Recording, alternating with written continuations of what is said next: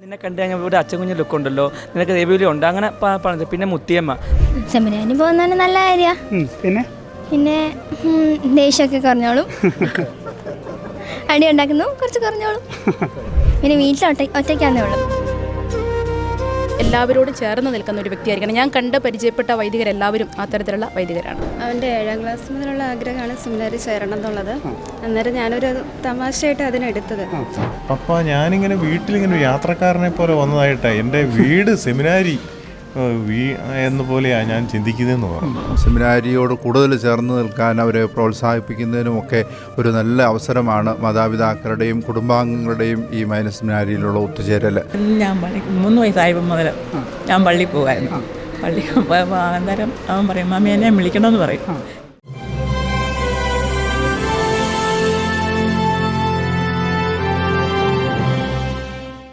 പ്രിയമുള്ളവരെ, നമ്മളിപ്പോൾ പാലാരൂപതയിലെ ഇടവക വൈദികരുടെ മാതൃഭവനമായ ഗുഷപ്പേട്ട് മൈനർ സെമിനാരിയിലാണ് ആയിരിക്കുന്നത്.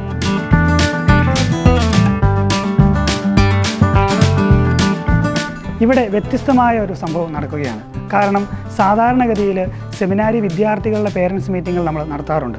എന്നാൽ ഇന്ന് അതിന് വ്യത്യസ്തമായി സെമിനാരിയിൽ വരാനുള്ള കുട്ടികളുടെ മാതാപിതാക്കൾ ഇവിടെ വരുമ്പോൾ അതിന് ഒരു പ്രത്യേകതയുണ്ട്. അതെന്താണെന്ന് നമുക്ക് നോക്കാം. ഇന്ന് അവർക്ക് വേണ്ടി നല്ല നല്ല പ്രോഗ്രാംസ് ഇവിടെ അറേഞ്ച് ചെയ്തിട്ടുണ്ട്. ആദ്യം പരിശുദ്ധ കുർബാനയുണ്ട്, അതിനുശേഷം ചെറിയൊരു മീറ്റിംഗ് ഉണ്ട്, അതിനുശേഷം അവരെ തന്നെ പരിചയപ്പെടുത്തുക, അവസാനം നല്ലൊരു ഭക്ഷണം നൽകി അവരെ പറഞ്ഞയക്കുന്നു. നമുക്ക് അവരിലേക്ക് നടക്കാം.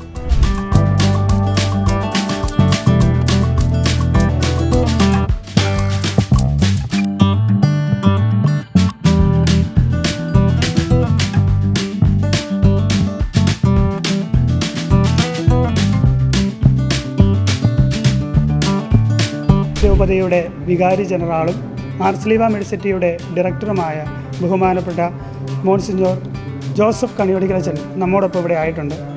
അച്ഛനോട് ഇന്നത്തെ ഈ പ്രോഗ്രാമിനെ പറ്റി നമുക്കൊന്ന് ചോദിക്കാം. അച്ഛാ, ഇപ്പോൾ അച്ഛൻ കുർബാന കഴിഞ്ഞ് ഇറങ്ങി. ഇന്ന് ഈ പ്രോഗ്രാം നടത്തുമ്പോൾ അതിനൊരു വ്യത്യസ്തതയുണ്ട്. കാരണം സാധാരണഗതിയിൽ നമ്മൾ സെമിനാരിയിലായിരിക്കുമ്പോൾ സെമിനാരി വിദ്യാർത്ഥികളുടെ പേരൻസ് മീറ്റിംഗ് നടത്താറുണ്ട്. എന്നാൽ അതിന് വ്യത്യസ്തമായി ഇന്ന് വരാനിരിക്കുന്ന വിദ്യാർത്ഥികളുടെ പേരൻസ് മീറ്റിംഗ് നടത്തുമ്പോൾ അതിൻ്റെ വ്യത്യസ്തത അച്ഛനൊന്ന് പങ്കുവയ്ക്കാമോ? സെമിനാരിയിലേക്ക് പ്രവേശിക്കാനായിട്ട് ആഗ്രഹിക്കുന്ന കുട്ടികൾ അവരുടെ മാതാപിതാക്കന്മാർ ആദ്യമേ തന്നെ വന്ന് സെമിനാരി ഒന്ന് കാണുകയും സെമിനാരിയെ പരിചയപ്പെടുകയും സെമിനാരി ഫോർമേഷനെ കുറിച്ച് അല്പം ഒരു ധാരണ അവർക്കും കൂടി ലഭിക്കുകയും ചെയ്യുന്നത് നല്ല ഒരു കാര്യമാണ്. അവരുടെ കുടുംബത്തിൽ കിട്ടിയിട്ടുള്ള ആ ഫോർമേഷൻ്റെ ഒരു തുടർച്ചയാണല്ലോ നമ്മുടെ സെമിനാരിയിലും ലഭിക്കുന്നത്. ആ ഫോർമേഷനിൽ തുടർന്നും മാതാപിതാക്കൾക്ക് വലിയ പങ്ക് വഹിക്കാനായിട്ടുണ്ട്. അതവരെ ഒന്ന് ബോധ്യപ്പെടുത്താനും സെമിനാരിയോട് കൂടുതൽ ചേർന്ന് നിൽക്കാൻ അവരെ പ്രോത്സാഹിപ്പിക്കുന്നതിനുമൊക്കെ ഒരു നല്ല അവസരമാണ് മാതാപിതാക്കളുടെയും കുടുംബാംഗങ്ങളുടെയും ഈ മൈനസ് സെമിനാരിയിലുള്ള ഒത്തുചേരൽ. അത് കുട്ടികൾക്കും മാതാപിതാക്കൾക്കും കുടുംബങ്ങൾക്കും ഉപകാരം ചെയ്യും എന്നുള്ളത് പൂർണ്ണ ബോധ്യമുള്ള ഒരു കാര്യമാണ്. എന്നും ഒരു രഹസ്യം ചെയ്തിട്ടുണ്ട്. എനിക്കറിയാം ആ ഒരു ഘടകമൊക്കെയാണ് ഓരോരുത്തരുടെ. അപ്പോൾ നിങ്ങൾക്കും ഈ പറയുന്ന ഒരു ജപമാല വരുന്നുണ്ട്, ഈശോയുടെ തിരുഹൃദയത്തിൻ്റെ രൂപം തരുന്നുണ്ട്. ഇതൊക്കെ വരുമ്പോൾ കുഞ്ഞു സാധനങ്ങളാണ്. പക്ഷേ നിങ്ങൾ ഈ കൊച്ചുങ്ങളെ ഓർക്കണം. നിങ്ങളുടെ ഒരു പ്രാർത്ഥനയാണ് ബലപ്പെടുത്തുന്നത്. ഓക്കെ. നമ്മുടെ രൂപതയുടെ വൊക്കേഷൻ പ്രൊമോട്ടറും അതുപോലെ ഗുഷപ്പേട്ട് മൈനർ സെമിനാരിയുടെ സ്പിരിച്വൽ ഡയറക്ടറുമായ വിൻസെൻ്റ് മൂകാമാക്കലച്ചൻ നമ്മളൊപ്പം ഉണ്ട്. അച്ഛാ, നമ്മുടെ പാലാരൂപത ദേവികളിയെ ഒരുപാട് പ്രോത്സാഹിപ്പിക്കുന്ന ഒരു നല്ല രൂപതയാണ്. എന്തൊക്കെ പദ്ധതികൾ, പ്രത്യേകിച്ച് എന്തെങ്കിലും പ്രോഗ്രാംസ് നമ്മുടെ ഈ ദേവികളികൾ കണ്ടെത്തുവാനായിട്ട് നമ്മുടെ രൂപതയിലുണ്ടോ? നമ്മൾ നല്ല ദൈവവിളികൾ എപ്പോഴും നമ്മൾ പൊതുവെ ശ്രദ്ധിച്ചു കഴിഞ്ഞാൽ നമുക്ക് മനസ്സിലാവും. നല്ല ഓൾട്ടർ ബോയ്സ്, അതായത് അൾത്താരയോട് നല്ലതുപോലെ ചേർന്ന് നിൽക്കുന്നവരിൽ നിന്നാണ് നല്ല ദൈവവിളികൾ ഉണ്ടാകുന്നത്.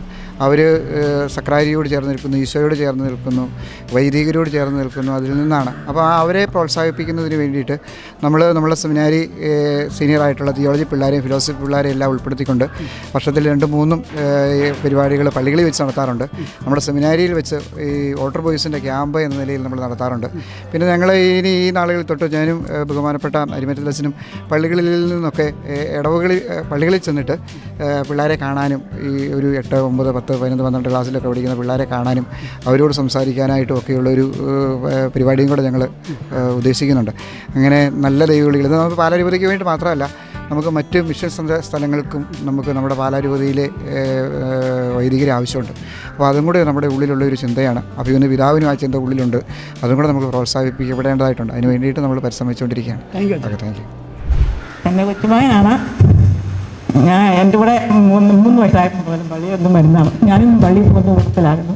ഈ 3 പേരും എൻ്റെ കൂടെ പള്ളിയിൽ വന്ന് എന്ന് ഞാൻ രാവിലെ വിളിച്ച് ഇവിടെ നേരെ വിട്ട് അവൻ എപ്പോഴും എന്നോട് പറയാറുണ്ട്, പള്ളി ഇപ്പോൾ എന്നെ അച്ഛനാകുമെന്ന്. അന്നേരം ഞാൻ പറഞ്ഞു, നീ ചുമ്മാ പറയുന്നതാണ്. പക്ഷേ ഇപ്പം ഈ 10ാം ക്ലാസ് പാസ്സായപ്പോൾ അവൻ പറഞ്ഞു, ഞാൻ പോവാം വീണ്ടും. ഞാൻ സന്തോഷത്തോടെ സ്വീകരിച്ചു. ദൈവത്തിന് നന്ദി. നമ്മോടൊപ്പം ഗുഡ്ഷെപ്പേർ മൈനർ സെമിനാരി ഫോർമേറ്റർ ബഹുമാനപ്പെട്ട ജോസഫ് അരുമിറ്റത്തിലച്ഛൻ ഉണ്ട്. അച്ഛനോട് ഈ സെമിനാരിയുടെ പ്രത്യേകത, നമ്മുടെ ഗുഡ്ഷെപ്പേർ മൈനർ സെമിനാരിയുടെ പ്രത്യേകതകൾ എന്തൊക്കെയാണ് നമുക്കൊന്ന് ചോദിച്ചറിയാം. അച്ഛാ, നമ്മുടെ ഈ രൂപതയുടെ ഹൃദയമായ ഗുഡ്ഷെപ്പേർ മൈനർ സെമിനാരിയെ പറ്റി അച്ഛനോട് 2 വാക്ക് സംസാരിക്കാമോ? ബ്രദർ പറഞ്ഞു കഴിഞ്ഞ പോലെ രൂപതയുടെ ഹൃദയമാണ് ഈ സെമിനാരി.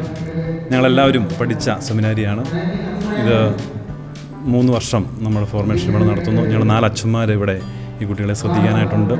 സമഗ്രമായ ഒരു വളർച്ച എല്ലാ രീതിയിലും, അത് പാഠ്യേതര വിഷയങ്ങളും ഒപ്പം സഭയോടും സമുദായത്തോടും ഒപ്പം നമ്മുടെ വ്യക്തിജീവിതത്തോടും ആൾക്കാരോടുമൊക്കെയുള്ള ബന്ധത്തിൽ വളരുന്ന രീതിയിലുള്ള ഒരു ഫോർമേഷനാണ് ഇവിടെ കുട്ടികൾക്ക് നടത്തുന്നത്. വളരെ ഹാപ്പിയായിട്ട് ഈ വർഷം നമുക്ക് 22 കുട്ടികൾ പുതിയതായിട്ട് വന്നിരിക്കുന്നു.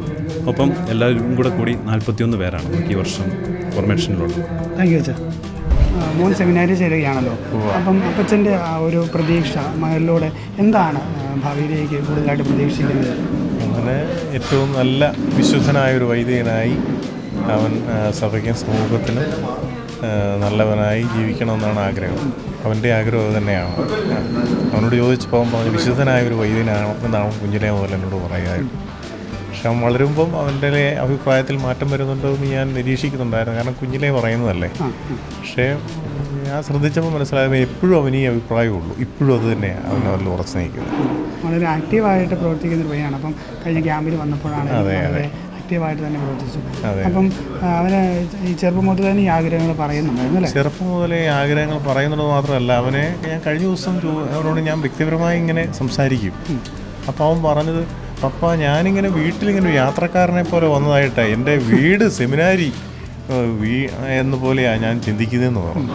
അങ്ങനെ ഒരു കാഴ്ചപ്പാട് അവനിൽ എങ്ങനെയോ വന്നു. അത് ദൈവം അവനിൽ തോന്നിപ്പിക്കുന്നതാവും. അപ്പോൾ തീർച്ചയായും അവൻ്റെ ആ ആഗ്രഹത്തോട് പൂർണ്ണമായി ഞങ്ങൾ ചേർന്ന് നിൽക്കാൻ ഞങ്ങൾക്ക് ഒരു സന്തോഷമുണ്ട് അവനങ്ങനെ ചിന്തിക്കുന്നതിലും. നമുക്ക് സഹോദര സെമിനാരി ചേരുവാണല്ലോ. അപ്പം എന്താണ് അനിയനെ പറ്റി പറയാനുള്ളത്? അവൻ്റെ 7ാം ക്ലാസ് മുതലുള്ള ആഗ്രഹമാണ് സെമിനാരി ചേരണം എന്നുള്ളത്. അന്നേരം ഞാനൊരു തമാശയായിട്ട് അതിനെടുത്തത്. ഈ 10ാം ക്ലാസ് കഴിഞ്ഞപ്പോൾ മുതലും അവൻ്റെ തീരുമാനത്തിൽ ഉറച്ചു നിൽക്കുകയാണ്. അതിലൊരുപാട് സന്തോഷമുണ്ട്. നമുക്ക് ഒരുപാട് പ്രതിസന്ധികളുണ്ടാവും. അപ്പോൾ ഏത് വഴിയെ പോകണം എന്നുള്ളത് നമ്മളാണ് തീരുമാനിക്കുന്നത്. അതിപ്പം നല്ലതാണെങ്കിൽ ആ വഴിയെ പോവുക, ഒപ്പം ദൈവത്തിൽ ഉറച്ച് വിശ്വസിക്കുക, നല്ലപോലെ പഠിക്കുക, പ്രാർത്ഥിക്കുക, ആ വഴിയെ പോവുക. Thank you. ടോമിനെ ഈ ദൈവവിളിയിലേക്ക് സ്വാധീനിച്ച വ്യക്തികളെ പറ്റി എന്നെ ആദ്യം സ്വാധീനിച്ച ഒരു അഗസ്റ്റിൻ ബ്രദറാണ്. അദ്ദേഹം വഴിയാണ് എൻ്റെ മനസ്സിൽ ആദ്യം ഈ ഒരു ചിന്ത തോന്നിയത്.